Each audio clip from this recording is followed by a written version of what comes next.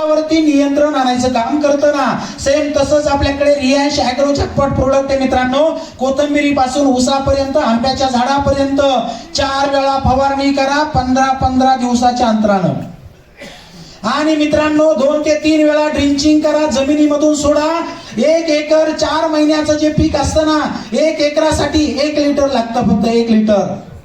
आणि आपल्याकडे अर्ध्या लिटरचं पॅकिंग सीएमडी सरांनी बनवलं. 500 ml चं ॲग्रो जॅकपॉट 4 वेळा फवारणी होते, 2 वेळा ड्रिंचिंग केलं जातं. मित्रांनो त्या शेतकऱ्याचं 100% 30 ते 40% उत्पादनात वाढ होणार आणि 25 ते 30% कीटकनाशक कमी लागणार. आणि सर्वात महत्वाचं, रियांश ॲग्री जॅकपॉट जर शेतकऱ्यांनी वापरलं, ज्या शेतीला कॅन्सर झालाय ना, ती शेती बरी होणार, ती शेती चांगली होणार, शेती चांगली होणार. मित्रांनो पहिल्यांदा शेतीला रासायनिक खतं वापरून कॅन्सर झाला, म्हणून तुमच्या माझ्यासारख्या जिवंत माणसाला कॅन्सर झालाय आणि तिथे रियांश मल्टीट्रेडचं प्रोडक्ट काम करणार आहे. विचार करा ना, आपली शेती चांगली होणार, शेती चांगली सुधारणार, शेतकऱ्याचं उत्पादन वाढणार, खर्च कमी होणार. आणि शेतकऱ्याचा खर्च कमी झाला आणि उत्पादन जर वाढलं. अजून एक सांगतो मित्रांनो, आपलं रियांशचं ॲग्रो जॅकपॉट कसं काम करतं. तुम्ही ज्यावेळेस फवारणार ना, 1 लिटर पाण्याला 2 ml वापरा. किती ml? 2 ml वापरा. मित्रांनो आपलं रियांशचं ॲग्रो जॅकपॉट जर एखाद्या पिकाला वापरलं तर पहिल्यांदा जमीन भुसभुशीत होते, कारण की फवारणी करताना जमिनीवर पण पडतं, जमीन ओली असायला पाहिजे. जमीन भुसभुशीत करतं. जमीन भुसभुशीत झाली की आपल्या ॲग्रो जॅकपॉटमुळे होतं काय मित्रांनो, कुठल्याही पिकाच्या पांढऱ्या मुळ्या खोलवर जातात.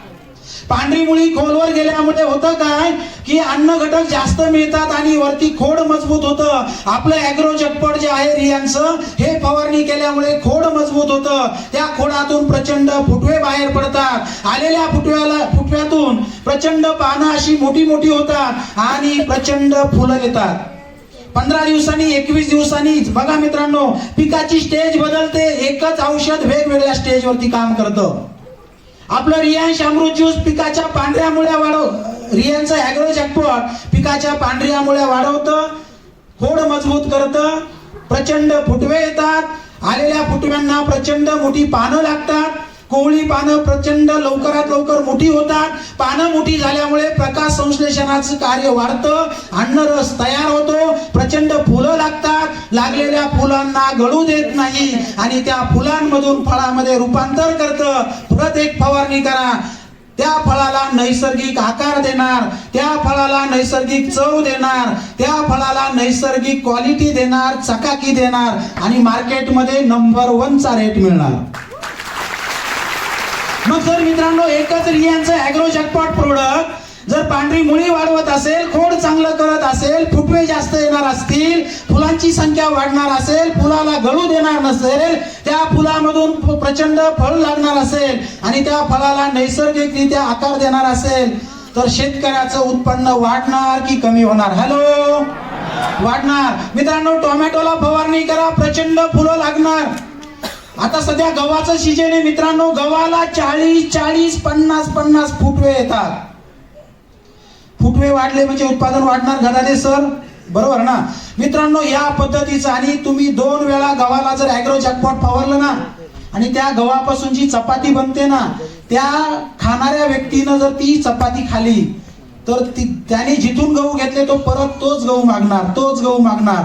आपलं औषध फवारलेले टोमॅटो एखाद्या कस्टमरनी खाल्ले, तो कस्टमर तेच टोमॅटो मागणार. म्हणजे मार्केटमध्ये आपल्याकडे आयुर्वेदाची एक डिमांड तयार होणार, एक मागणी तयार होणार, बरोबर ना. तर मित्रांनो ॲग्रो जॅकपॉट, त्याच्यानंतर मित्रांनो शेतकरी वेगवेगळ्या पिकाला नेहमी फवारणार, म्हणजे त्याची आपल्याकडे मार्केटमध्ये डिमांड आहे की नाही.